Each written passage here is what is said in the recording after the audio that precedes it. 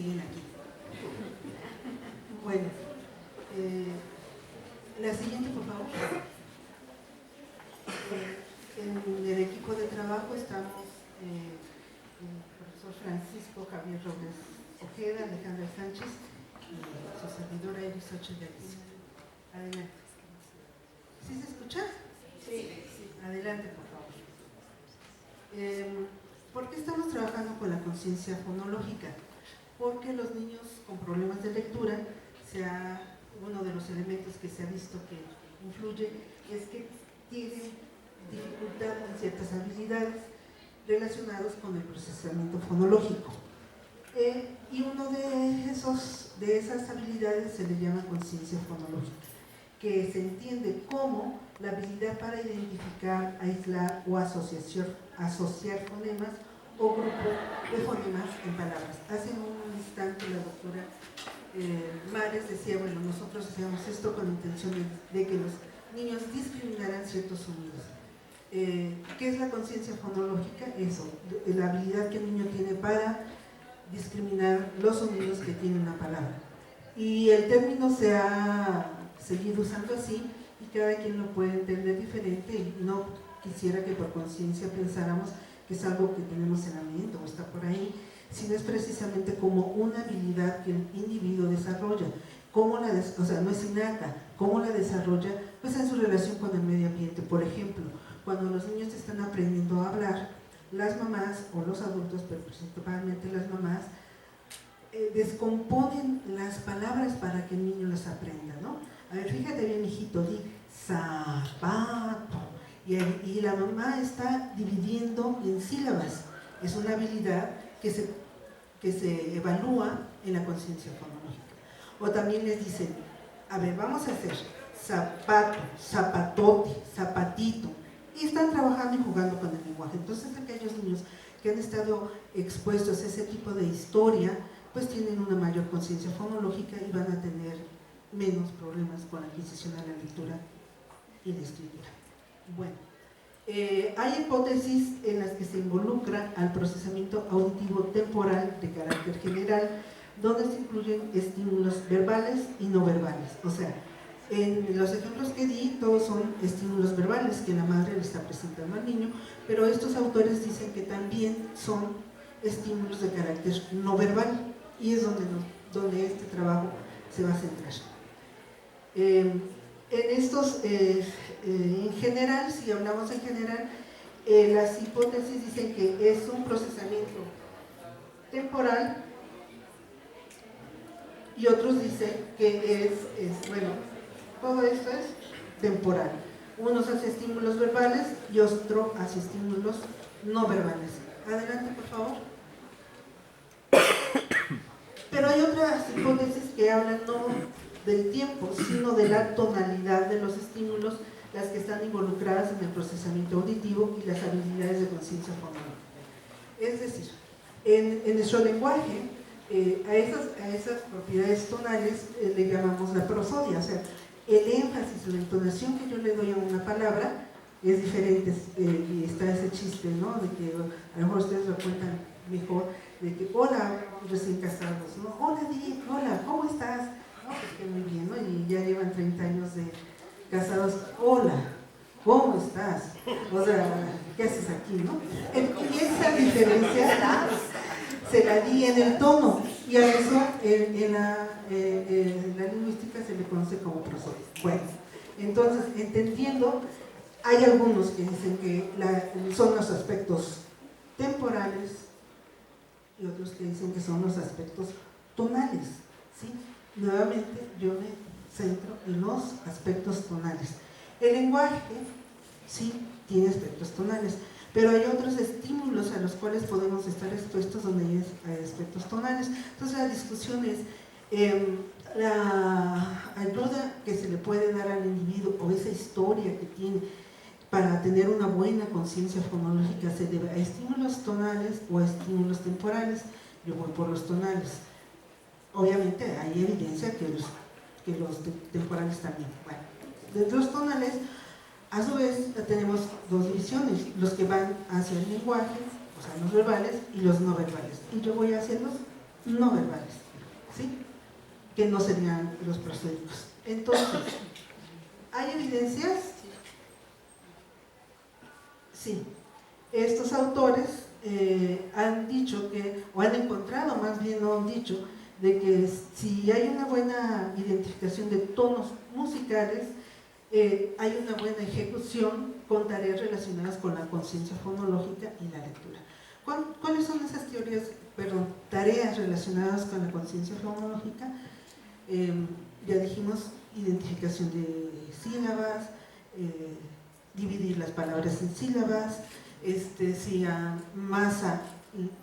la palabra masa en ma le quito la A y le pongo una E, ¿qué dice? Entonces, todas esas habilidades son las que son consideradas. Entonces, estos autores no entrenaron con esa intención, sino llevaban un programa de actividades musicales en la escuela con niños de kinder y de primer grado, y se dieron cuenta que aquellos que tenían mejores ejecuciones musicales correlacionaban con mejores puntajes en las pruebas de conciencia fonológica y en la lectura.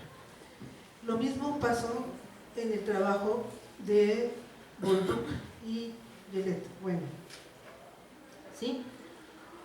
Cambios de tonos, de alturas, de estímulos sonoros no verbales, musicales, y aquí quiero hacer la aclaración de que estos autores usaron este test para determinar el nivel de procesamiento tonal y rítmico de niños en esa edad preescolar, y nos están hablando estos estudios de una correlación únicamente entre los puntajes en el aspecto tonal, es decir, el test tenía aspectos tonales y rítmicos. Los rítmicos son los temporales de los que estábamos hablando antes, pero solamente las correlaciones se encontraron con los aspectos tonales. Así pues, las evidencias que tenemos son simplemente de tipo correlacional, y se requiere que se estudie se evalúe en un estudio manipulativo. Adelante, por favor. Hay pocas evidencias en que un entrenamiento en discriminación de las propiedades tonales o las rítmicas ayude a lo lingüístico, ¿sí?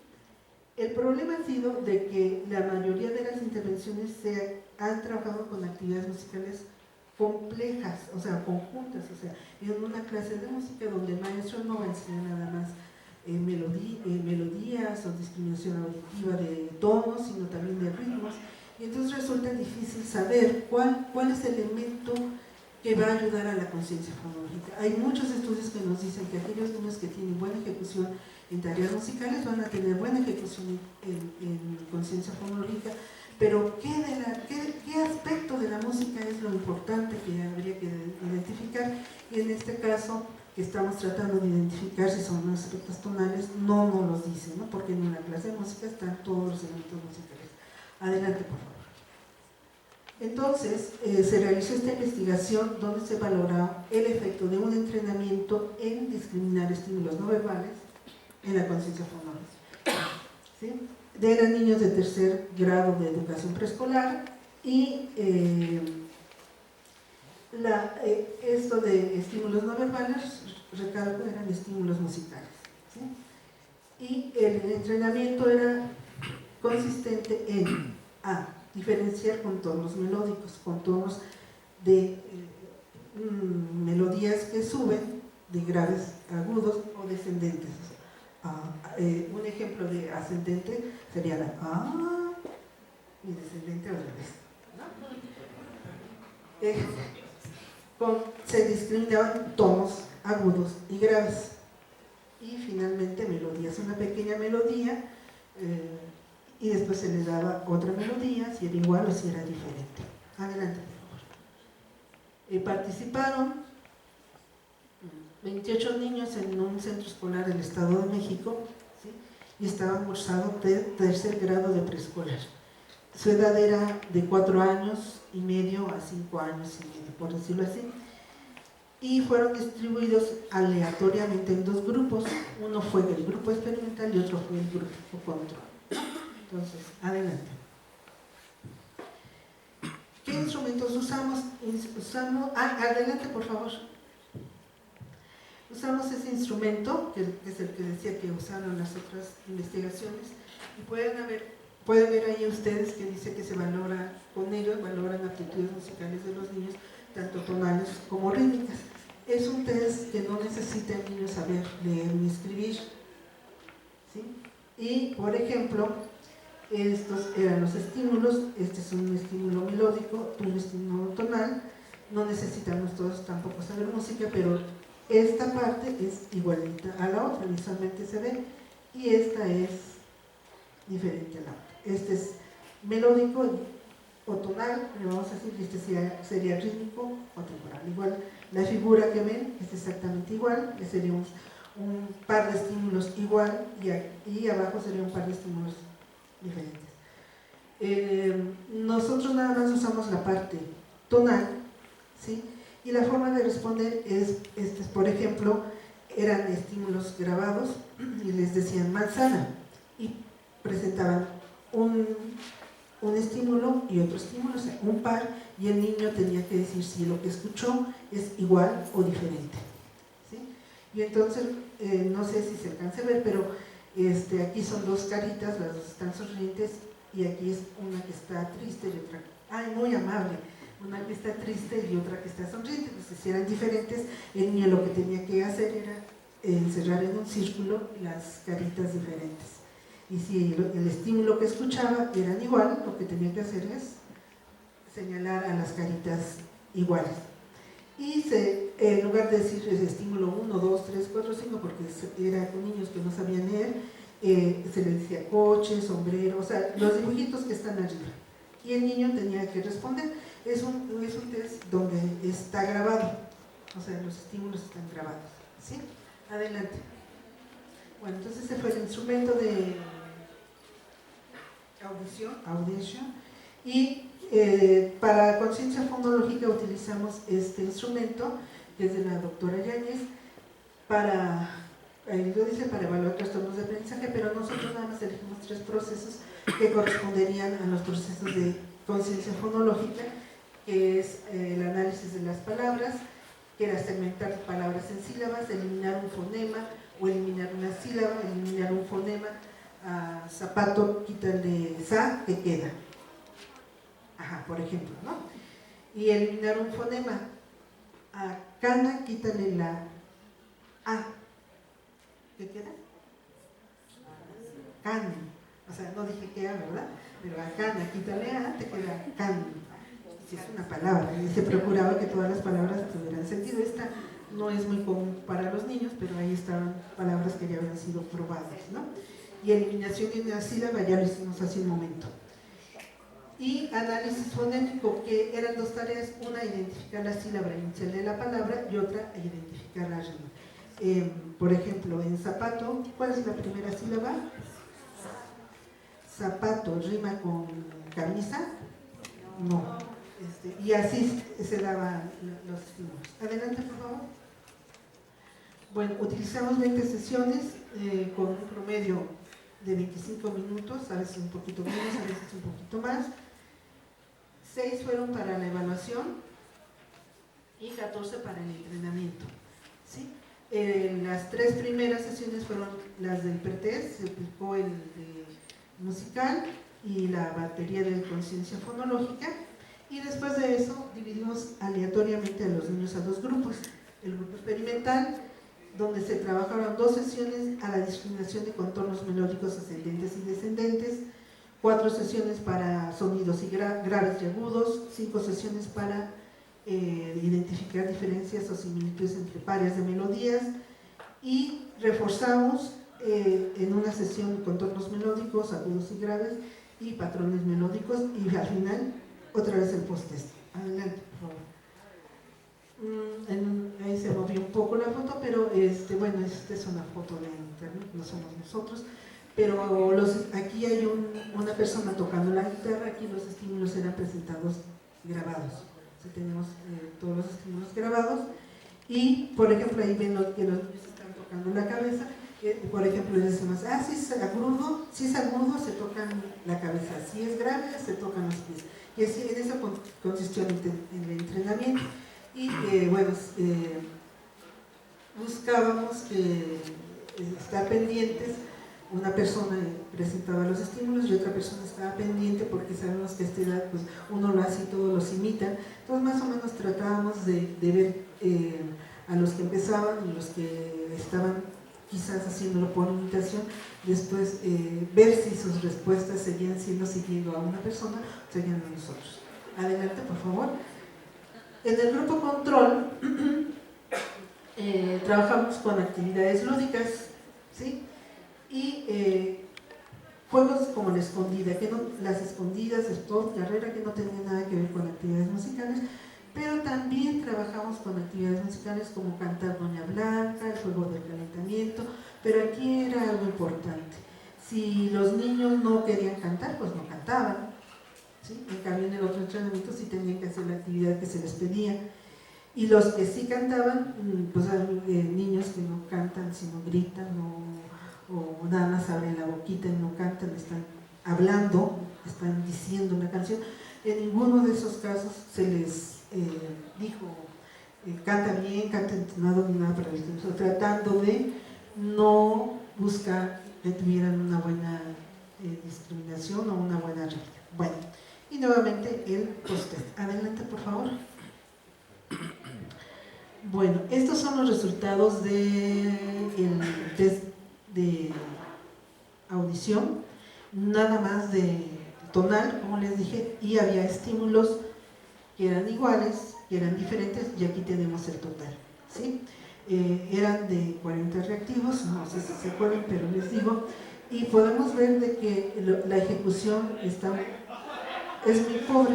El total fue del experimental de 19, bueno, perdón, sí, de 19, 21, están al 50%. Podemos decir que no subió bastante es al azar la ejecución. En el pretest no hay diferencias significativas entre los dos grupos, entre el experimental y el control, y en el post-test sí tenemos una diferencia entre el experimental y el control, que sería en las tareas de igual, o sea, cuando se le presentaban pares de estímulos iguales, respondían mejor los niños que habían estado en el grupo experimental. Si esto lo viéramos musicalmente, los niños lograron esa identificación, pero al estar de 40 reactivos, al estar en promedio 20, diríamos, bueno, hizo falta un poco más de entrenamiento para que lograran una buena ejecución de discriminación musicalmente hablando, ¿no? Esto es lo que les expliqué, es lo que tienen en las letras abajo, y quisiera pasarme a la otra diapositiva, por favor. Bueno, ahí tenemos la ejecución que tuvieron los niños y tenemos 3 columnas. Esta columna 1 hace la diferencia significativa entre el experimental y el control en el pretest. La columna 2, la diferencia significativa entre el experimental y el control en el post-test. Y la tercera columna es si hubo una diferencia entre pre y post en el experimental y en el control. Podemos ver de que, bueno, pues no hubo grandes diferencias significativas, y entre el experimental y el control solamente lo tenemos en la identificación de arriba. Gracias. ¿Sí? Todo eso, sí hubo incrementos en el grupo experimental. Ustedes pueden ver de 29, bueno, todos estos valores con todos los que están negros, sí hubo un incremento en el post-test, pero no de manera significativa, y la única significativa fue en la arriba. Adelante, por favor. Bueno, esto ya lo he dicho, fueron débiles los efectos del entrenamiento, ¿sí? Y en otras investigaciones sí, porque sí había diferencias significativas, y considero que serán 2 puntos. Adelante, por favor. Si me pasan la siguiente, por favor. 1. Las habilidades incluidas en la conciencia. ¿Cómo evalúo la conciencia fonológica? Hay miles de pruebas para, bueno, es cierto, miles. Hay muchas pruebas para evaluar conciencia fonológica y cada quien incluye diferentes tareas. Entonces, analizando los estudios que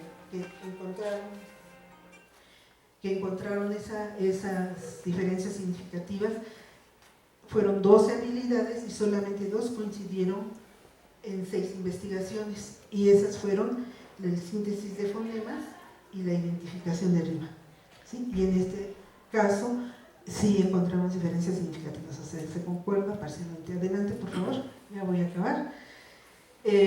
Por otra parte, los estudios correlacionales que les platiqué, disculpen la falta de ortografía, se hace con el puntaje total de la conciencia fonológica de todas esas tareas y no se hace con cada una de las tareas. Entonces, donde sí se realiza un desglose, coincide con nosotros la identificación de rimas. Entonces pareciera ser que la habilidad de identificación de rimas es la que se ve favorecida con los entrenamientos musicales, en este caso tonal, y en otros estudios como el que están aquí, donde combinaron las propiedades rítmicas. Y hay que seguir analizando por todos estos problemas. Adelante, por favor. Y las actividades incluidas en el entrenamiento, lo he venido diciendo. Aquí fue un estudio para ver si eran las propiedades tonales, y en todos los demás estudios se ha trabajado con una actividad musical que implica ambas, tonal y rítmica. Entonces, creo que tengo otra, si me la puedo poner, por favor, para terminar. El último párrafo dice, sí, esa. No por eso vamos a dejar, yo quisiera terminar diciendo no por eso, aunque nos falta consistencia y para saber cuáles son las rítmicas o las tonales las que influyen en la conciencia fonológica, no dejar que no haya clases de música en las escuelas primarias. La actividad musical tiene muchos beneficios y en este caso yo estaba tratando de ver cuál aspecto específico en la conciencia fonológica, pero hay estudios en otros ámbitos. Adelante, por favor. Es lo mismo que les acabo de decir. Adelante. Por favor, adelante. Bueno, es para despedirme. Muchas gracias. Adelante.